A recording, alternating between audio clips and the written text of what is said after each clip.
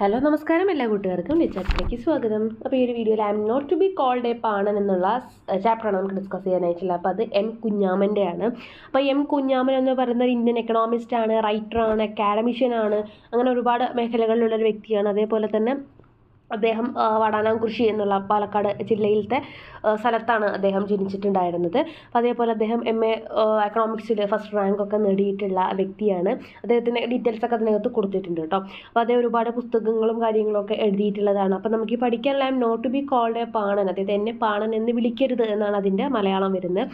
അപ്പോൾ അത് അദ്ദേഹത്തിൻ്റെ ഓട്ടോബയോഗ്രഫി ഉണ്ട്, ഡിസെൻറ്റ് എന്ന് പറഞ്ഞിട്ടുള്ള അതിലത്തെ ഫസ്റ്റ് ചാപ്റ്ററാണ് കേട്ടോ. അപ്പോൾ അതാണ് നമുക്ക് ഈ പഠിക്കാനായിട്ട് തന്നിട്ടുള്ളത്. അപ്പോൾ നമുക്ക് അതിലോട്ട് പോവാം. അപ്പോൾ നമ്മൾ ഫസ്റ്റ് മനസ്സിലാക്കുക, ഈ ഒരു എന്താ പറയുക, പാണൻ എന്ന് പറയുന്നത് ഒരു SC കാസ്റ്റാണ്, ഒരു താഴ്ന്ന ജാതി എന്ന് പറയപ്പെടുന്ന ഒരു ജാതിയിലുള്ളതാണ്. അപ്പോൾ അവരെല്ലാ ഭാഗത്തും അതുകൊണ്ട് തന്നെ അദ്ദേഹം നേരിടേണ്ടി വന്നിട്ടുള്ള ഒരുപാട് അനീതികൾ അല്ലെങ്കിൽ എന്താ പറയുക അസമത്വങ്ങളെ കുറിച്ചൊക്കെയാണ് അദ്ദേഹത്തിൻ്റെ ഓട്ടോബയോഗ്രഫിയിൽ പറഞ്ഞിട്ടുള്ളത്. ഈ ഒരു ചാപ്റ്ററിലും അത് തന്നെയാണ് നമുക്ക് കാണാനായിട്ട് സാധിക്കുക കേട്ടോ. അപ്പോൾ അതൊക്കെ ഒന്ന് മനസ്സിൽ വയ്ക്കുക. ദോസ് വർ ഡാർക്ക് ടൈംസ്, മൊത്തം ഇരുണ്ട ഒരു കാലഘട്ടമായിരുന്നു. അതായത് അദ്ദേഹത്തിൻ്റെ ഭയങ്കര നെഗറ്റീവ് കാര്യങ്ങൾ സംഭവിച്ചിട്ടുള്ള സമയമാണെന്നാണ് ഉദ്ദേശിക്കണം. A community that afforded only fear, ഒരു കമ്മ്യൂണിറ്റി എപ്പോഴും ഭയം മാത്രമല്ല, ഭയത്തോടു കൂടി മാത്രം മറ്റുള്ളവരെ കാണാൻ പറ്റുന്ന ഒരു കമ്മ്യൂണിറ്റിയുടെ മെമ്പറാണ് അദ്ദേഹം. കാസ്റ്റ് പാണൻ, കാസ്റ്റ് എന്താണ്? പാണൻ എന്നുള്ള ജാതിയാണ്. ഫാദർ അയ്യപ്പൻ, മദർ ചെറോണ, അയ്യപ്പൻ്റെയും ചെറോണയുടെയും മകനാണ്. ബോത്ത് വർ ഇല്ലിറ്ററേറ്റ്, രണ്ടുപേർക്കും എഴുതാനും വായിക്കാനോ ഒന്നും അറിയില്ല. Life was sustained through picking and clearing of fallen crumbs and eating them too, മറ്റുള്ളവർ കഴിച്ചതിൻ്റെ വേസ്റ്റുകളും കാര്യങ്ങളൊക്കെ പെറുക്കിയിട്ടും അതൊക്കെ കഴിച്ചിട്ടുമാണ് ജീവിച്ചിട്ടുണ്ടായിരുന്നത്. Father's forte was cattle rearing, extreme poverty and an oppressed community, one complementing the other. അത്രയും എന്താ പറയുക, ദാരിദ്ര്യവും അതേപോലെ അത്രയും അടിച്ചമർത്തലുകളും ഒക്കെ ഫേസ് ചെയ്തിട്ടുള്ള ഒരു കമ്മ്യൂണിറ്റി ആയിരുന്നു അദ്ദേഹത്തിൻ്റേത്. അവർ house was located in Vadanamkurissi near Pattambi in Malabar, പട്ടാമ്പിയിലെ വടാനാംകുറിശിയിലാണ് അദ്ദേഹത്തിൻ്റെ വീട്. It cannot really be a called a house, ഒരു വീടെന്ന് നമുക്ക് വിളിക്കാൻ പറ്റില്ല. Erect tiny hut in keeping with the caste, അപ്പോൾ ആ ഒരു ജാതി ഏതാണെന്ന് വിളിച്ചോതുന്ന തരത്തിലുള്ള ഒരു കൂര, ഒരു കുടില് പോലത്തെ ഒരു ചെറിയൊരു സ്ഥലമായിരുന്നു. A single kerosene lamp, no sooner started reading a book than അമ്മ would carry the lamp away to the kitchen. അത് കൂടുതൽ മണ്ണെണ്ണ വിളക്കാണ് അവിടെ ഉണ്ടാവുക. അപ്പോൾ ആ വിളക്കൊക്കെ വെച്ച് രാത്രി അദ്ദേഹം പഠിക്കാനിരിക്കുമ്പോഴേക്കും അമ്മ ആ വിളക്ക് എടുത്തിട്ട് കിച്ചണിലേക്ക് പോയിട്ടുണ്ടാകും, കാരണം ആകെ ആ ഒരു വിളക്കേ ഉള്ളൂ. And then darkness would seep into my entire being, the world would engulf me in the whole darkness. അങ്ങനെ മൊത്തം വീണ്ടും അദ്ദേഹത്തിൻ്റെ ജീവിതം ഇരുട്ടിലേക്ക് തന്നെ പോകും. അതായത് ആകെ ആ ഒരു കെറോസിൻ ലാമ്പേ ഉള്ളൂ അത് ആ വീടിനകത്ത്. അതിപ്പോൾ കുക്ക് ചെയ്യാനാണെങ്കിലും പഠിക്കാനാണെങ്കിലും വേറെ എന്തിനാണെങ്കിലും ഒക്കെ അത് തന്നെ വേണം. അപ്പം നമുക്ക് അമ്മേനെയും പറയാൻ പറ്റില്ല. Whenever pangs of hunger began groaning at the lining of my belly, I would make my way to the residence of the landlords. അപ്പോൾ വല്ലാതെ വിശപ്പ് വരുന്ന സമയത്ത് അവരുടെ ജന്മികളുണ്ടാവില്ല, ജന്മികളുടെ തോട്ടത്തിലായിരിക്കും ഇവർ പണിയെടുക്കുന്നുണ്ടാവുക താഴ്ന്ന ജാതിക്കാർ. അപ്പോൾ ആ ഒരു ലാൻഡ് ലോഡ്സിൻ്റെ വീട്ടിലോട്ട് ഞാൻ പോകും. The gruel will not be served in a bowl, എന്തിനു വേണ്ടിയിട്ടാണ് പോകുന്നത്? കുറച്ച് കഞ്ഞി കിട്ടാൻ വേണ്ടിയിട്ട്. അവരൊരിക്കലും കഞ്ഞി കൊടുക്കാറുള്ളത് ഒരു ബൗളിലോ കാര്യത്തിലോ ഒന്നുമല്ല. Not even with in the compound, ആ കോമ്പൗണ്ടിൽ പോലും അവർക്ക് ഭക്ഷണം കൊടുക്കില്ല. On a low ground at join in the compound a hole will be dug and the mud within which a leaf would be placed and gruel poured on it. പുറത്ത് അവരുടെ കോമ്പൗണ്ടിന് പുറത്തുള്ള ഒരു പ്രദേശത്ത് അവിടെ തൊടിയിൽ പോയിട്ട് കുഴി കുഴിച്ചിട്ട് അതിനകത്ത് ഇലയിട്ടിട്ട് ആ കുഴിക്കകത്താണ് എന്ത് ചെയ്യുന്നത്, ഇവർക്ക് കഞ്ഞി വിളമ്പി കൊടുക്കുക എന്നാണ് പറയണം. അപ്പോൾ അതാലോചിച്ചൊക്കെ എത്രത്തോളം എന്താ പറയുക, ഒരു മാനുഷികമായിട്ടുള്ള ഒരു മൂല്യവും കൊടുക്കാതെയാണ് അവരെ ട്രീറ്റ് ചെയ്തിട്ടുണ്ടായിരുന്നത് എന്നുള്ളത്. I was 14 years old when this happened. I had visited a landlord's house seeking gruel. 14 വയസ്സുള്ളപ്പോഴത്തെ ഒരു സംഭവം പറയുകയാണ്. അദ്ദേഹം കഞ്ഞി അന്വേഷിച്ചിട്ട് ഒരു ജന്മിയുടെ വീട്ടിൽ പോവുകയാണ്. Hole was dug and gruel poured in, അപ്പോൾ അങ്ങനെ കുഴി കുഴിച്ച് അതിനകത്ത് കഞ്ഞി വിളമ്പുന്നുണ്ട്. There was a frightful dog in that house. The residents of the house bade the dog drink the gruel along with me. അപ്പോൾ ആ സമയത്ത് അവിടെ നല്ല ഭയപ്പെടുത്തുന്ന തരത്തിലുള്ള വലിയൊരു ഡോഗ് ഉണ്ടായിരുന്നു. അപ്പോൾ ഇവന് എന്താ പറയുക, ഫുഡ് അവിടെ കഞ്ഞി വിളമ്പി കൊടുത്ത് അതിൻ്റെ കൂടെ തന്നെ ഈ ഒരു പട്ടീനെയും എന്ത് ചെയ്യാണ് ഇവർ അഴിച്ചു വിടുകയാണ് ചെയ്യുന്നത്. അവൻ്റെ കൂടെ പോയിട്ട് കഞ്ഞി കുടിച്ചോളാൻ പറഞ്ഞിട്ട്. Approaching the hole with loud barks, the dog in his haste to lap up the gruel pounced on me and bite me out of his way. അങ്ങനെ ഈ ഒരു ഭക്ഷണം കിട്ടാൻ വേണ്ടിയിട്ട്, കഞ്ഞി കിട്ടാൻ വേണ്ടിയിട്ട് നമ്മുടെ കുഞ്ഞാമൻ എന്ത് ചെയ്യണം, ഡോഗ് തട്ടി മറച്ചിട്ടിട്ട് അവിടുത്തെ അവൻ്റെ കൂടെ ഇരുന്നിട്ട് അവന് വിളമ്പി കൊടുത്തിട്ടുള്ള കഞ്ഞി കുടിക്കാൻ മാത്രമല്ല അതിൻ്റെ ഇടയിൽ ഇവന് നല്ല കടിയും കിട്ടുന്നുണ്ട്. In retrospect, it was not anything between a dog and a human. The relation was that of two dogs pairing with each other for a swig of gruel. അവിടെ സംഭവം എന്താ, ഒരു മനുഷ്യനും ഒരു ഡോഗും ഒരു മൃഗവും തമ്മിലുള്ള ഒരു ഫൈറ്റ് അല്ല, അല്ലെങ്കിൽ പ്രശ്നമല്ല അവിടെ ഉണ്ടായിട്ടുള്ളത്. 2 ഡോഗുകൾ തമ്മിലുള്ളതായിട്ടാണ് അദ്ദേഹം പറയുന്നത്. 2 ഡോഗുകൾ എന്ന് പറയുന്നത് എന്താ, 2 പേർക്കും കുഞ്ഞാമനാണെങ്കിലും ഒരു മനുഷ്യൻ്റെ പരിഗണന ഒന്നും കിട്ടുന്നില്ല, ഭക്ഷണത്തിന് വേണ്ടിയിട്ട് ബുദ്ധിമുട്ടുന്ന 2 മൃഗങ്ങൾ. അങ്ങനെയാണ് അയാളെ തന്നെ കൺസിഡർ ചെയ്യുന്നത്. In fact when blood oozed out of the site of the bite I had not felt any ire. അപ്പോൾ അദ്ദേഹത്തിന് ആ ഒരു എന്താ പറയുക, മുറിവിൽ നിന്ന് ഇങ്ങനെ ബ്ലഡ് ഒഴുകുമ്പോഴും അദ്ദേഹത്തിന് അതിനോടൊരു ദേഷ്യമോ അവജ്ഞയോ പുച്ഛോ ഒന്നും തോന്നുന്നില്ല. Only an എംപത്തി with another being sailing in the same boat I was sailing in. ഒരേ കപ്പലിൽ സഞ്ചരിക്കുന്ന മറ്റൊരു ജീവിയോട് തോന്നുന്ന അതേ എംപത്തി മാത്രമാണ് അദ്ദേഹത്തിന് ഫീൽ ആയുള്ളൂ. അപ്പോൾ അതൊക്കെ എത്രത്തോളം എന്താ പറയുക, മനുഷ്യത്വരഹിതമായ പ്രവർത്തികളാണ് ഉണ്ടായിരുന്നത് എന്നുള്ളതിന് എക്സാമ്പിളാണ് അദ്ദേഹത്തിന് തന്നെ ഒരു ഡോഗായിട്ട് കമ്പയർ ചെയ്യുന്നത് കേട്ടോ. The fort of our community was to make umbrellas with fronds. അപ്പോൾ അവരുടെ മെയിനായിട്ടുള്ള ഒരു കഴിവ് അല്ലെങ്കിൽ അവർ ചെയ്തിരുന്ന ഒരു ജോലി എന്ന് പറയുന്നത് ഈ ഓല വെച്ചിട്ടൊക്കെ കുട ഉണ്ടാക്കുക എന്നുള്ളതായിരുന്നു. Whenever there was any feast or a funeral in any of the upper caste houses, we were the ones who cut the plantain leaves for use. അപ്പോൾ എവിടെയെങ്കിലും ഏതെങ്കിലും വീടുകളിൽ എന്തെങ്കിലും മരണ ചടങ്ങോ അല്ലെങ്കിൽ എന്തെങ്കിലും വിരുന്ന സൽക്കാരോ ഒക്കെ ഉണ്ടെങ്കിൽ അവിടേക്കൊക്കെ വേണ്ടുന്ന വാഴയില മുറിച്ച് കൊണ്ടുപോവുക ഇവരുടെ ജോലിയായിരുന്നു. After the feast we would be the ones to clear and clean up the area. അപ്പോൾ ആ ഒരു ഫീസ്റ്റൊക്കെ കഴിഞ്ഞിട്ടുണ്ടെങ്കിൽ ആ ഒരു ഏരിയ ക്ലീൻ ചെയ്യേണ്ടതും ഇവർ തന്നെയാണ്. It would be with great eagerness that people such as me would surge forward to clear up, not for disposing of the waste and remnants, but for partaking of the same. അപ്പോൾ ആ ഒരു സ്ഥലം clean ചെയ്യുക എന്ന് പറയുന്നത് വളരെ interest ഉള്ള കാര്യമാണ്. കാരണം എന്താ, അവിടെ വൃത്തിയാക്കിയിട്ട് വേസ്റ്റ് കളയാനുള്ള ആഗ്രഹം കൊണ്ടല്ല, മറിച്ച് അവിടെ നിന്ന് എന്തെങ്കിലും ഫുഡിൻ്റെ ബാക്കി കിട്ടിയിട്ടുണ്ടെങ്കിൽ അത് വിശപ്പ് മാറ്റാലോ എന്ന് വിചാരിച്ചിട്ടാണ്. When I was in high school, there used to be feast in some of my classmates' places. High സ്കൂളൊക്കെ ആകുമ്പോൾ ക്ലാസ്മേറ്റ്സിൻ്റെ വീട്ടിലൊക്കെ, പൈസയുള്ള വീട്ടിലെ കുട്ടികളുടെ വീട്ടിലൊക്കെ ഈ വിരുന്ന് സൽക്കാരങ്ങൾ ഉണ്ടാവാറുണ്ട്. Scrambling for the leftover crumbs and eating them right in front of their eyes had instilled in me a sense of inferiority. അപ്പോൾ ഇവരുടെ വീട്ടിൽ പോയിട്ട് ഇവരുടെ മുന്നിൽ നിന്നായിരിക്കും ചിലപ്പോൾ ഈ വേസ്റ്റൊക്കെ പെറുക്കി കഴിക്കുന്നത്. അപ്പോൾ അത് ഭയങ്കര എന്താ പറയുക, ഇൻഫീരിയോറിറ്റി കോംപ്ലക്സ് അദ്ദേഹത്തിൻ്റെ മനസ്സിലുണ്ടാക്കാറുണ്ട്. ആ ഒരു ഇൻഫീരിയോറിറ്റി, അത് നമുക്ക് എന്താ പറയുക, കോംപ്ലക്സ് എന്നൊന്നും പറയാൻ പറ്റില്ല. ആ ഒരു എന്താ പറയുക, മോശമാണ്, നമുക്ക് കൂടെ പഠിക്കുന്ന കുട്ടികളുടെ മുന്നിൽ നിന്ന് അവർ കഴിച്ച് അതിൻ്റെ വേസ്റ്റ് കഴിക്കുക എന്ന് പറയുമ്പോൾ ആ ഒരു സിറ്റുവേഷൻ മനസ്സിലാക്കുക കേട്ടോ. But the pangs of hunger were such as to quell any sense of shame. The searing sensation was such that it would singe to ashes not just self-respect but also just about anything. പക്ഷേ ആ വിശപ്പിൻ്റെ മുന്നിൽ വേറെ ഒരു എന്താ പറയുക, self respect ആയാലും എന്താണെങ്കിലും ഒക്കെ വെറും ആഷസ് ആയിട്ട് മാറുന്ന പറയുന്നത്. അതൊന്നും നമുക്ക് വിശപ്പാണ് ഏറ്റവും വലുത്. In the absence of a primer, a slate, and even a shirt to wear, it was not to study that I went to school. It was because on certain days, if one sustained till 1 o'clock, gruel would be served. അപ്പോൾ എനിക്കൊരു സ്കൂളിൽ പോകാൻ ഒരു സ്ലേറ്റോ അല്ലെങ്കിൽ ഒരു എന്താ പറയുക പുസ്തകമോ അല്ലെങ്കിൽ ഒരു വസ്ത്രമോ ഒന്നും ഉണ്ടായിരുന്നില്ല. എന്നിട്ട് ഞാൻ സ്കൂളിൽ പോയിരുന്നു. എന്തിനു വേണ്ടിയിട്ട്? അത് പഠിക്കാൻ വേണ്ടിയിട്ടായിരുന്നില്ല. 1 മണി ആയിട്ടുണ്ടെങ്കിൽ എനിക്ക് അവിടുന്ന് കഞ്ഞി കിട്ടുമായിരുന്നു. A clay plate could be all that I carried. എൻ്റെ കയ്യിൽ ആകെ ഉണ്ടാവുക ഒരു കളിമണ്ണ് കൊണ്ട് ഉണ്ടാക്കിയിട്ടുള്ളൊരു പാത്രം മാത്രമാണ്.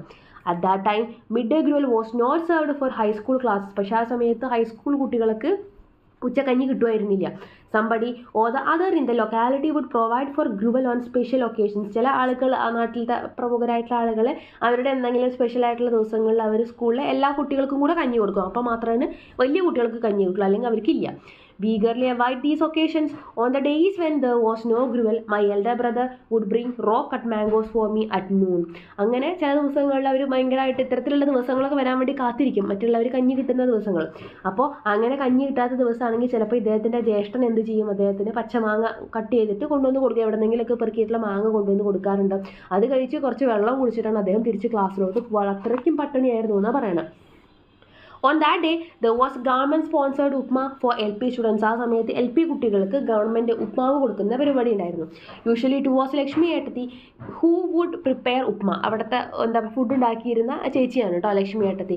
അപ്പോൾ അവരാണ് സ്ഥിരമായിട്ട് ഉപ്മാവ് ഉണ്ടാക്കാറ്. She would wrap some upma in a piece of paper and place a same secretively on the verandah for me. അവരെന്ത് ചെയ്യും, ഇവർക്ക് വലിയ കുട്ടികൾക്ക് ഇല്ല ഈ ഉപ്മാവ്, അപ്പം എന്നിട്ടും ഇവന് വേണ്ടിയിട്ട് ഒരു പൊതി പേപ്പറിൽ പൊതിഞ്ഞിട്ട് അവർ പുറത്ത് വെക്കാറുണ്ട്, ആരും കാണാതെ. I would pick it up unobserved and hiding in the lavatory would consume it. അങ്ങനെ ഇവൻ എന്ത് ചെയ്യും, അത് കളക്ട് ചെയ്തിട്ട് ബാത്റൂമിൽ എവിടെയെങ്കിലും കൊണ്ടുപോയിട്ട് ഒളിപ്പിച്ച് വെച്ചിട്ട് പിന്നീട് അത് കഴിക്കും.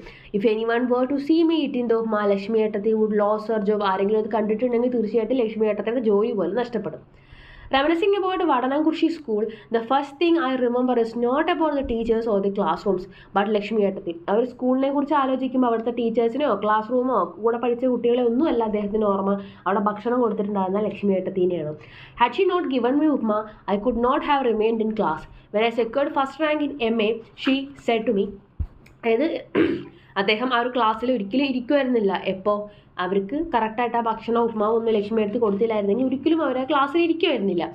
Hey just through eating my upma that you could study at all and get the rank. അപ്പോൾ അദ്ദേഹത്തിന് MAയിൽ ഫസ്റ്റ് റാങ്ക് കിട്ടിയ സമയത്ത് ലക്ഷ്മി എടുത്തി പറയുന്നു, ഞാനന്ന് ഉപ്മാവ് തന്നില്ലായിരുന്നെങ്കിൽ നീ ഇപ്പോൾ പഠിക്കുകയോ റാങ്ക് കിട്ടുമോ ഒന്നും ചെയ്യുമായിരുന്നില്ല എന്ന് അവർ പറയുമായിരുന്നു. That had indeed been a huge factor. പക്ഷേ അത് സത്യം തന്നെയാണ്. Food was a one major problem for me in those days. ആ സമയത്തൊക്കെ ഭക്ഷണം തന്നെയായിരുന്നു ഏറ്റവും വലിയ പ്രശ്നം. To be freed of this mental shackle one needs financial freedom. മാനസികമായിട്ടുള്ള പ്രശ്നങ്ങൾ അല്ലെങ്കിൽ മാനസികമായ ചങ്ങലക്കണ്ണികളിൽ കുടുങ്ങിക്കിടക്കുന്ന സിറ്റുവേഷൻ ആണെങ്കിൽ അവിടെ തീർച്ചയായിട്ടും ആളുകൾക്ക് വേണ്ടത് ഫിനാൻഷ്യൽ ഫ്രീഡമാണ്. സാമ്പത്തികമായിട്ട് നമുക്കൊരു സ്വാതന്ത്ര്യം ഉണ്ടായിരിക്കണം. An economically dependent person can be bound by the society in many ways and at many levels. പൈസയും കൊണ്ട് മറ്റുള്ളവരെ ആശ്രയിച്ച് ജീവിക്കുന്ന, മറ്റുള്ളവരുടെ പൈസ കൊണ്ട് ജീവിക്കേണ്ടി വരുന്ന ആളുകൾ, അല്ലെങ്കിൽ ബാധ്യതകളുള്ള ആളുകൾ എന്ന് പറയുമ്പോൾ അവർ തീർച്ചയായിട്ടും സൊസൈറ്റിയുമായിട്ട് എപ്പോഴും കണക്റ്റഡ് ആയിരിക്കും. അവർക്ക് സൊസൈറ്റി ഡിപ്പെൻഡ് ചെയ്തിട്ടേ കഴിയാൻ പറ്റുള്ളൂ. The illiterate Ayyappan and Charona sent their son to school solely to provide for his meals. For me also, food was a huge issue then. അച്ഛനും അമ്മയും ഇവനെ സ്കൂളിലേക്ക് വിട്ടിട്ടുണ്ടായിരുന്നത് ഒരു നേരത്തെ ഭക്ഷണം കിട്ടിക്കോട്ടെ എന്ന് വിചാരിച്ചിട്ടാണ്. അവൻ പോയിട്ടുണ്ടായിരുന്നു തീർച്ചയായിട്ടും അതിന് തന്നെയായിരുന്നു. There was a Malayalam teacher who had transferred to our locality from some other place. His children were also studying in our school only. വേറെ സ്ഥലത്ത് നിന്ന് ട്രാൻസ്ഫർ വാങ്ങി വന്നിട്ടുള്ള മലയാളം ടീച്ചർ ഉണ്ടായിരുന്നു. അദ്ദേഹത്തിൻ്റെ കുട്ടികളൊക്കെ അവിടെ തന്നെയാണ് പഠിക്കണം. One day, I went to his house. After they had had their meals, his wife poured water on some leftover food and gave it to me. ഒരു ദിവസം അദ്ദേഹത്തിൻ്റെ വീട്ടിൽ പോയപ്പോൾ അവർ ഭക്ഷണം കഴിച്ചതിൻ്റെ ബാക്കി വന്ന ആ ഭക്ഷണത്തിൽ കുറച്ച് വെള്ളം ഒഴിച്ചിട്ട് ഇവന് കൊടുത്തിട്ടുണ്ടായിരുന്നു ആ മാഷയുടെ ഭാര്യ. Because of that, that teacher beat me up black and blue in school without stating any reason. Why was I being beaten or why was I given leftover food? I had no capacity then to ponder on these questions. പക്ഷേ പിറ്റത്തെ ദിവസം സ്കൂളിൽ വന്നിട്ട് ആ sir അവനെ നല്ലോണം അടിക്കാനുണ്ടായത്. അപ്പം വിചാരിക്കും എന്തിനാണ് ഇപ്പം എന്നെ അടിച്ചത്, അല്ലെങ്കിൽ എന്തിനാണ് ആ ബാക്കി വേസ്റ്റ് വന്നിട്ടുള്ള ഫുഡ് എന്തിനാണ് എനിക്ക് തന്നെങ്കിൽ ഇപ്പോൾ അതിനാണ് അടിച്ചത്, എന്താണ് സംഭവം എന്ന് അവന് മനസ്സിലാവണില്ല. പക്ഷെ അതൊന്നും ചോദിക്കാനുള്ള ധൈര്യവും അവനുണ്ടായിരുന്നില്ല.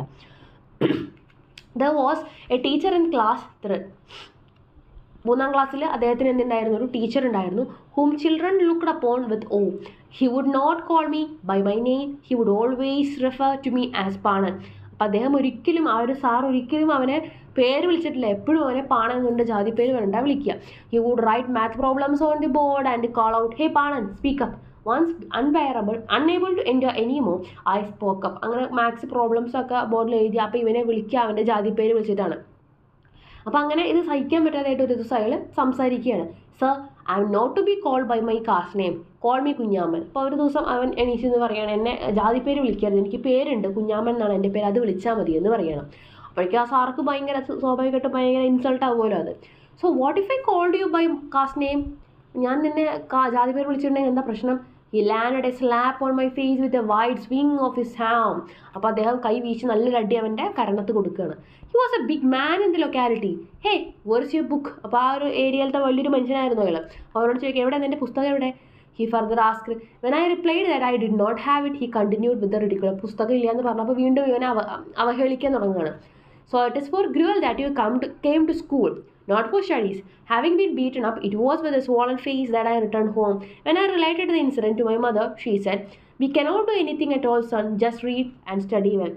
അപ്പോൾ അയാൾ പറയണോ, അപ്പം കഞ്ഞി കുടിക്കാൻ വേണ്ടി മാത്രമാണ് വരുന്നതല്ലേ എന്ന് പറഞ്ഞിട്ട് ഇവനെ ഇൻസൾട്ട് ചെയ്യാണ്. അപ്പം അങ്ങനെ അടി കൊണ്ട് വീങ്ങി മുഖമായിട്ട് അമ്മയുടെ അടുത്ത് വന്നിട്ട് ഇൻസിഡൻറ്റ് പറയുമ്പോൾ അമ്മ പറയണം, നമുക്കൊന്നും ചെയ്യാൻ പറ്റില്ല മോനെ, അവരൊക്കെ വലിയ ആളുകളല്ലേ, നീ നന്നായിട്ട് പഠിക്കുക, അല്ല നമുക്കിപ്പോൾ ഒന്നും ചെയ്യാൻ പറ്റില്ല.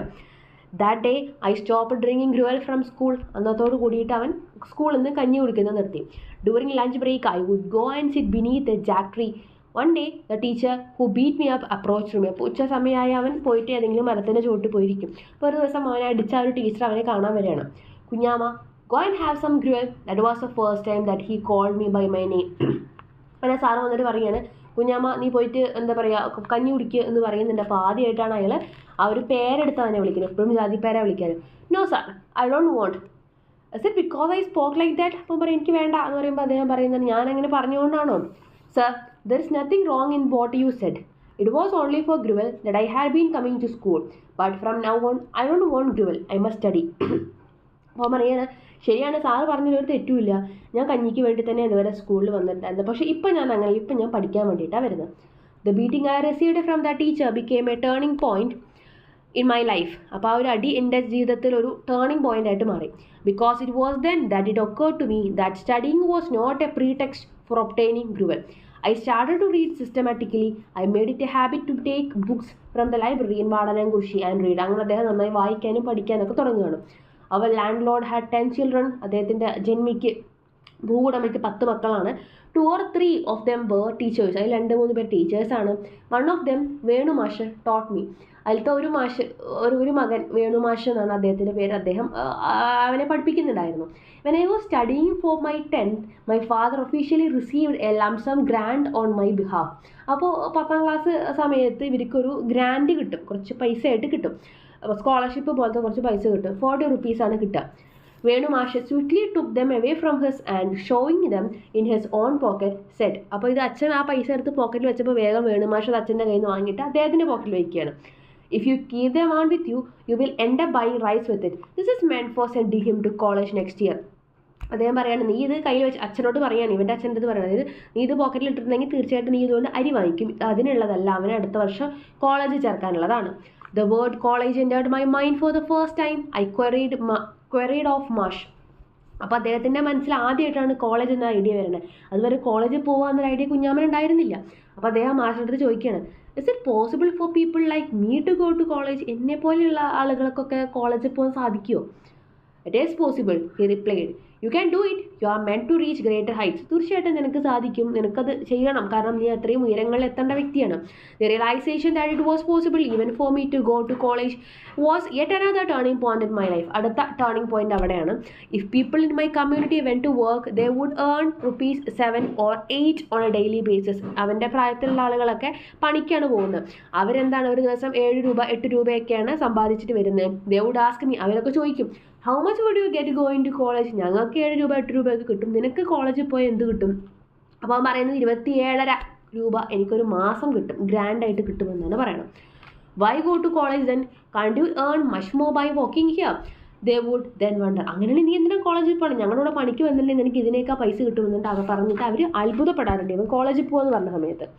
From the Vadanangushi school, I was the first one from a Dalit community in the locality to pass out of SLC and that too with high marks. അപ്പോൾ അവരുടെ ആ ഒരു ഏരിയയിൽ, അവരുടെ വാടനാംകുഷി സ്കൂളിൽ ആദ്യമായിട്ടൊരു ദളിത് യുവാവ് SLC നല്ല മാർക്കോട് കൂടി പാസ്സായത് അദ്ദേഹമായിരുന്നു. I cannot claim that it was owing to my great intellectual faculties that I could enter college. അപ്പോൾ അദ്ദേഹം ഞാൻ പറയുകയാണ്, ഒരിക്കലും എനിക്ക് ഭയങ്കര ബുദ്ധിയുള്ളത് കൊണ്ടൊന്നുമല്ല ഞാൻ കോളേജിലെത്തിയത്.